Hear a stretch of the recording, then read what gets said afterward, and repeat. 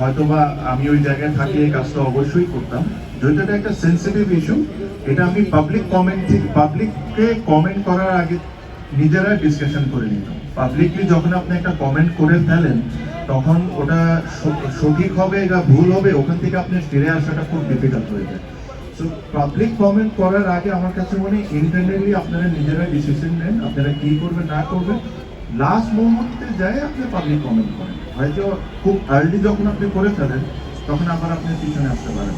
তো আমি যেটা বললাম যে সবার মতো আমারও বাংলাদেশের ক্রিকেটের ইন্টারেস্ট হলো সবচেয়ে আগে, বা আপনার ভবিষ্যৎ সব কিছু চিন্তা করে যে বাংলাদেশ ক্রিকেট বোর্ডের আমরা, আপনি যদি দেখেন যে আমাদের 95% কিন্তু ফাইন্যান্স কিন্তু আইসিসি থেকেই আসে।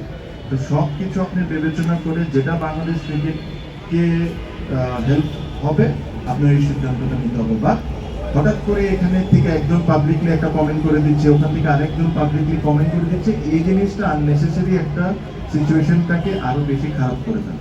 তো